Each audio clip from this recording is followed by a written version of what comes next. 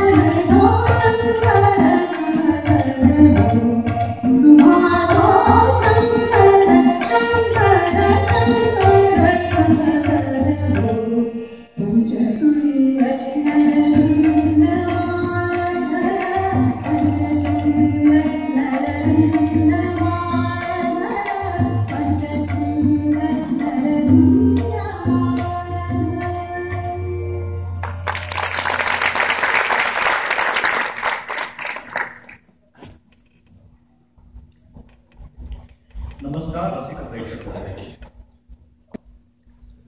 नाटक हे मराठी माणसाचं वेळ आहे. जगाच्या पाठीवर मराठी माणूस कुठेही असला ना तर तिथे मराठी नाटक हे असणारच. 170 वर्षांपेक्षा जास्त वर्षांची परंपरा लाभलेल्या या मराठी नाटकाची सुरुवात सांगली येथे खऱ्या अर्थानं सीता स्वयंवर या नाटकानं झाली.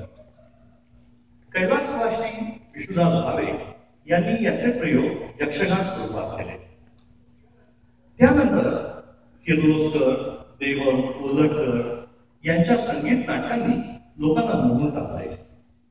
शाकुंतल, सौभद्र, द्रौपदी वस्त्रहरण, स्वयंवर अशा अनेक पौराणिक विषय घेऊन घेतलेली संगीत नाटकं लोकांच्या मनावर आणि रंगभूमीवर अधिराज्य करीत होती. अशा वेळी मात्र सामाजिक समस्यांना धरून, सामाजिक विषयांना धरून पहिलं नाटक जर कोणी रंगभूमीवर आणलं असेल तर ते म्हणजे राम गणेश गडकरी यांनी. राम गणेश गडकरी त्यांची नाटकं प्रयोग रूपात सादर करणं हे एक आव्हानच आहे. असं म्हणतात, एखाद्याला वाचिक अभिनयाची आवड असेल तर त्यांनी त्याच्या नाटकातील भूमिका आवर्जून कराव्या. पल्लेदार, प्रसंगी खुसखुशीत असे संवाद, अनुप्रासिक भाषा ही त्यांच्या लेखनाची काही वैशिष्ट्य. त्यांच्या नाटकातील संवाद प्रेक्षकांच्या चेहऱ्यावर एकीकडे हसू आणणारे तर दुसरीकडे तितकेच त्यांना अंतर्मुख करणारे. कथानकापेक्षा पात्रांच्या स्वभाव चित्रणाला जास्त महत्व देऊन शोकांतिका निर्माण करणाऱ्या त्या शेक्सपियरच त्यांना सगळ्यात जास्त आकर्षण होतं. त्यांना स्वतःलाच मराठीचं शेक्सपियर असं म्हटलं जातं. त्यांच्या लेखणीतून उतरलेली एक अजरामर शोकांतिका म्हणजे एकच प्याला.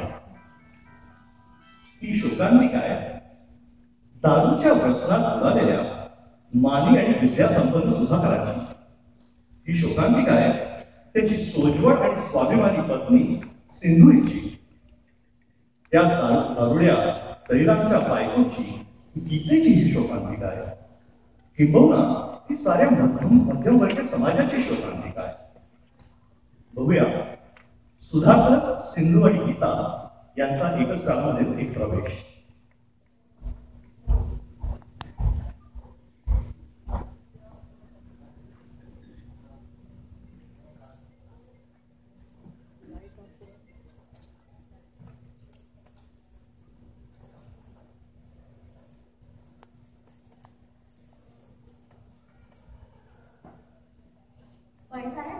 येऊ का? या ना बाई, बसा मत. एवढे 4 कागद मोडायचे राहिले. जरा वेळ झाला तर चालेल ना? सावकाश होते. मी राधा कागद मोडायला नको नको. गीताबाई, माझी शपथ आहे, अगदी नको. बाई का बरं नको म्हणता? तुमचं नाही मी असंच. मी जरा हात लावू लागते म्हटलं की मोठा घाता लागेच. गीताबाई, इकडच्या पायावर हात ठेवून मी शपथ घेतली आहे ना की दुसऱ्याची काळजी घेऊन घरात येणार नाही अशी. दुसऱ्याचे कष्ट आम्हाला अगदी वरचे आहे. बाईसाहेब, काय म्हणावं तुम्हाला? तुम्ही हे असे कष्ट करायचे आणि आम्ही धोंड्यासारखं जवळ बसून ही डोळेफोड करायचे. माझ्या जीवाला काय बरं वाटत असेल? गीताबाई, आमच्यासाठी थोडं का कसा आहात तुम्ही? उभा गाव पायाखाली घालून छापखान्यातून हे कागद मोडायचं काम घेऊन घेता की तुमचे थोडे का उपकार आहे तुमच्यावर? अहो, असं कोण कोणासाठी खपत असतं? गीताबाई, असं काम सोडून आणलं म्हणजे की नाही, डोंगरा एवढे उपकार होतील आमच्यावर. ते पण समाधान त्याला देवाला ठेवलं नाही.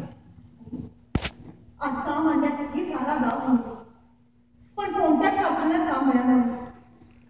कायचा म्हणे कागदाचा तुटवडा पडलाय लढाई आणि मग कोणत्याच कारखान्यात काम मिळत नाही. आता कसं बरं करायचं पुढं? त्याच विमानचल्यात पडले कागदाचं कुठं कुठं काम म्हणून कसं ते नाही. तो देव अगदी अंतर बघायला बसलायच असा. ठीक आहे, आपलं दैव खोटं. देवाला काय वापरा लावायचं तिथं? हे बघा, छापखान्यातून नसू दे गेला, दुसरं कसलं काम नाही का मिळण्यासारखं पाहिजे? कुठलं का असे ना, आपल्या घरच्या घरी काही होण्याजोगं काढणं म्हणजे झालं. काय बरं बघा, होकडे दळण नाही का कोणाकडचं मिळण्यासारखं? ते आपलं बरं. अगं बाई, घरच्या घरी करायला दळण पाहिजे भलतंच काय सांगितलं? हे त्यात काय झालं तुमच्या बापाला? अशा का बघता आहात? सिंधू, कोणत्या देवानं तुला बोलायला शिकवलं? मुलाला दळणाचं काम का तुमच्या जातींनी करायचं? अहो नवमोठ नारायण वडील तुमचे, लक्ष्मीची सारीपाठ खेळण्यात जन्म केला तुमचा, पण आता हे काम करायचं? अर्ध्या डाबावरून लक्ष्मी उठून गेली आणि आपल्या हाती कपडे आले. आपला हात धुवून त्याला करून काय करणार? दोन प्रगत टाळायला तर पाहिजे. ज्यांचे ते बघायला समर्थता नव्हते, पण तेव्हा घरी चोरी केलेली त्यांना असं म्हणे योजना.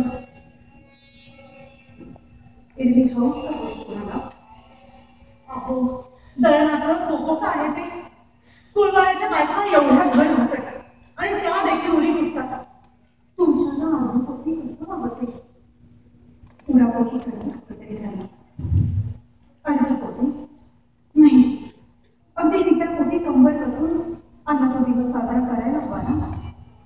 माझा ऐका तुम्ही, खूप खुशाल कुठे दळण मिळालं तर घेऊन बघा बघेन बापरे. इलाज घडला मग काय करायचं? बरं बाईसाहेब, दोन दिवस सांगेन म्हणते, पण नाही आठवडच भारी झालं.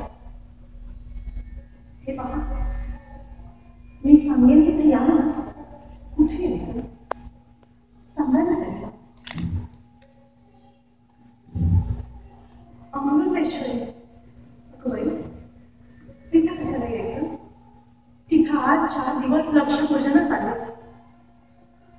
4 दिवस तिकडे गेलो तर गोळ्या दुधाचे 2 घास पोटभर तरी मिळतील.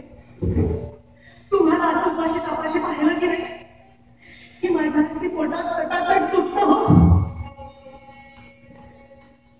अरे काय ऐकलं मी? या उदार मनाच्या पण गरीब कुळीच्या मुलीनं सहजासहजी सिंधूच्या हृदयाला कमी चुकवली. धनसंपन्नाची जी कन्या, ज्ञानसंपन्नाची जी पत्नी, तिच्या उपासनाची दया येऊ या उदार मुलीनं जिला सजावता असा उपदेश द्यावा. काय हा तुझा संसार? धिक्कार असतो तुझ्या व्यसनाला आणि पुरुषाला. अगं बाईसाहेब, तुमच्या डोळ्याला पाणी आलं. माझ्या बोलण्याने तुमच्या मनाला इतकं अवघड वाटलं, मला तरी काय हवं. बाईसाहेब, तुमची वेळी पिशी मुलगी आहे. चुकलं मात्र तर मला बतावं आणता येईल. अहो मी आपलं भरं भावाने बोलायला गेले आणि तुमच्या मनाला ते लागलं. या बिचारीचं समाधान केलं पाहिजे. गावाला आधीच बोलले म्हणून गीताबाई नाही बोलत, नाही ऐकायचं मला. हा आशाला बसायला काही नाही आणि डोळे भरून आले असते. हे बघा, माझ्याही मनातून यायचं होतं, पण असं जुनेला आळ करून कसं तरी यायचं 4 लोकांमध्ये बाहेर. म्हणून मला वाटतं हात एवढंच ना, मी आपली सरकली. म्हणलं कुठे कोणाला गेले कोणाला म्हणलं माझं पात्र आलं गेलं का? वेळेचा सांगितली गीताबाई, तुमचं पात्र नको ते टाकू द्या. त्यावेळी काही अडलं नाही, पण जगण्याचं मात्र दिसल्यात बरं का? शाबास सिंधू, शाबास. स्वतःच्या फाटक्या लुब्याचं निमित्त पुढं करून माझ्या दारोबा जागरूवर राहून गीताबाई, तुम्ही पुन्हा नको बाईसाहेब, तुमच्या देव स्वभावाला काय नाही. 7 जन्माच्या पुण्यवंताने तुमच्या चरणाचं तीर्थ आणि आमच्या घरच्या सारख्याने तुमच्याबद्दल दारू साखा अभद्र. तो देव मेला कुठे तरी मारून बसलाय का दारू विरुद्ध पेलाय? यांच्या जीवात घडून कशा जात नाही त्या? गीताबाई, आपण बायकांनी असं बोलावं का? नवरा म्हणजे देवासारखा. हे कसले वाचले देव? हे दारूबाज देव आज गटाराच्या गंगेत घ्यायचे नाही, तुमच्या आणखी कुठे लोळायचे? गीताबाई, गप्प बसा. देवाप्रमाणे दिलेला नवरा कसा का देवानच मुळे आताशा लाच सोडल्यासारखी दिसते. तुमची लुगडी धुवायला सांगा. एकदा सोडून 7 वेळाला धुणे, पण एवढ्या बाबतीत नका माझ्या तोंडाला लागतील. हे असले नवरे चालायचे काय? त्यांच्या अकलात चुलीत का जातात? मला एकाच्या अंगी वखून नाही गाडीचा मध्ये दे. या देवांची नित्य देवाला खेळाला पूजा करायला हवी. तो देव हाती सापडता की नाही त्याला तुमच्यापुढे उभं करून चांगलं काम पिळून खडून घडून विचारलं असतं की ह्या माऊलीकडे एका डोळे फोडून पहा आणि मग सांग की असं पोरा बाळांनी भरलेल्या घरात उभ्याला का चालू केली. बाईसाहेब पुन्हा येतो माझा हाता, पण मी आहे आपली सरकार. तुम्ही अशा पिकाचा विक्री करा. तुमची काय ओळख ठेवली हो दादासाहेबांनी? एवढे शिकले सवरलेले हे, पण यांचं सारं शहाणपण बाटलीतून जन्माला यायचं, उकिरड्याच्या अमंगाला यांचं उष्टावर व्हायचं आणि बिझनेस कुठल्यातरी बंद काढून जाऊ दे गेलं. माझ्या जिभेला नाही सुमार. पण बाईसाहेब तुम्हाला असं पाहिलं ना की माझ्या जिभेला अगदी फाटा पडतो. सांगा पहा काय केलं त्यांनी तुमच्यासाठी? कधी गोळाभर अन्न दिलंय वेळच्या वेळी का पोटभर चिंधी आणली धडोकीसाठी? अष्टो प्रहर बाटलीतच गुड्या मारून बसल्यावर यांच्या मोठ्याल्या बुद्ध्या. हे लोक कसले देव हो, शेंदूर कमी देव, निवळ दगड धोंडे आणि यांच्यावरचं शेंदूर घेऊन मुळू मुळू रडत बसायचं. राणीचा राजा आलाय म्हणतात ना आताशा. मग राणीच्या या राज्य मग बायकांचे असे का धिंडोळे निघतात हे? मला कोणी राज्य दिलं ना तर साऱ्या बायकांना सांगून ठेवेल, नवरा दारू पिऊन घरी आला तर दुसऱ्या जावया गरखंडाने त्याला गोठ्यात बांधायचा. नवरा म्हणे देवासारखा. अहो अशालाच तर नवरेपणाचे देवाने माजले. दारू पितो तो कसला नवरा, माणसांपेक्षा जिभा व्हायची नाही त्याची. गीताबाई, आपण कशाला जीव पिटावून आपला धर्म सोडायचा? हे बघा बाळा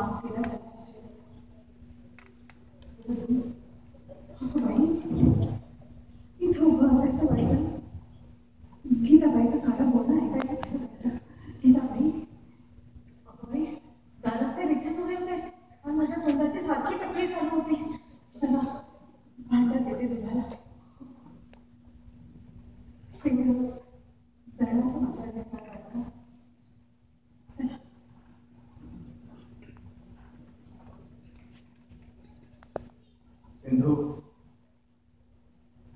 सिंधू एवढ्या थोरपणानं गीतेला उलटी बंद का केलीस?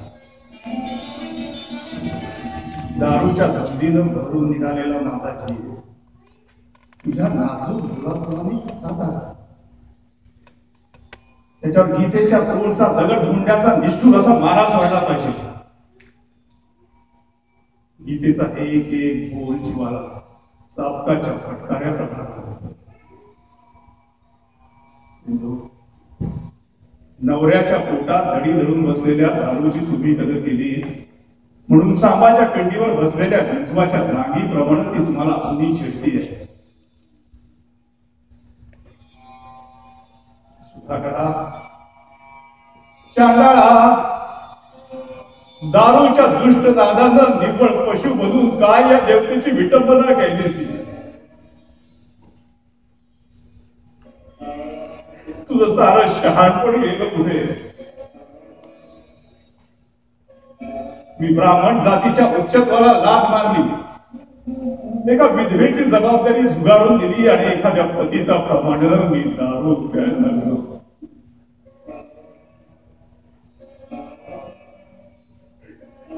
अरे ही पहा सिंधू आली, ज्या तोंडात मी दारू प्यायलो ते माझं हे तोंड आता या देवीला कसं दाखवू?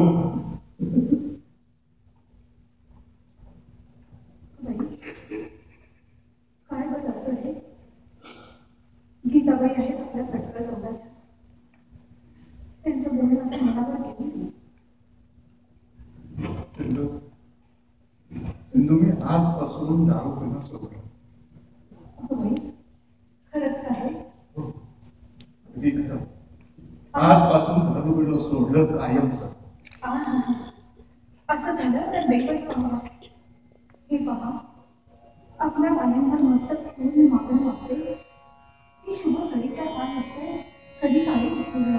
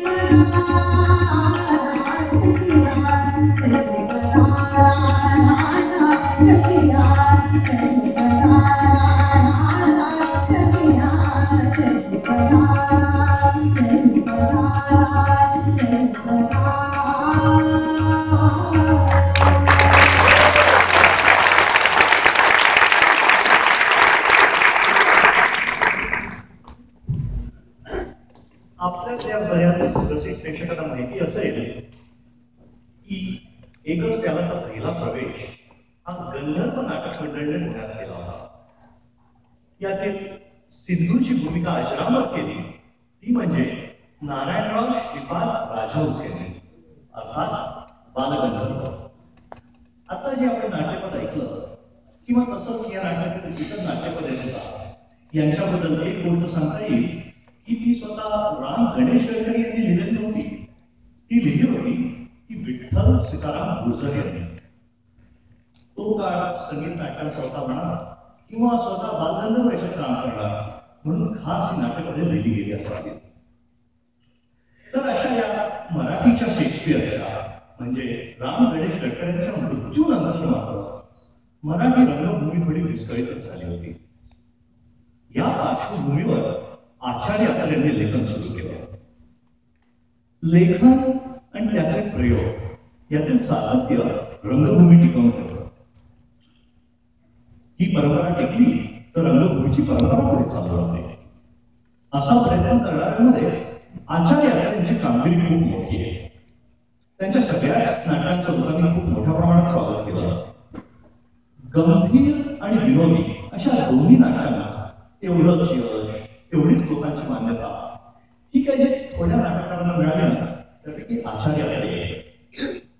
त्यांची विनोदी नाटकं, प्रहसन लोकांना खळबळून हसत ठेवलं. असं म्हटलं जातं की अत्रेंनी लोकांना हसायला शिकवलं किंवा नाटक माध्यमातून त्यांनी समाजाला विनोदाची दृष्टी दिली. अशा विनोदाच्या वाटेनं जाताना त्यांनी काही सामाजिक घटना, राजकीय प्रसंग यांचा वापर करून सुधारणेच्या काही गोष्टी समाजापर्यंत पोहोचवण्याचा प्रयत्न सुद्धा केला. पण त्याचा तो खेळकरपणा जास्त वरचा ठरला. आणि याचं उत्तम उदाहरण म्हणजे त्यांचं नाटक लग्नाची बेडी. बायाला नवरे सांभाळ हेच या नाटकाचं सामाजिक आणि कौटुंबिक विषयावर आधारलेलं सूत्र. या नाटकात रश्मी नावाची एक सिनेनटी असते.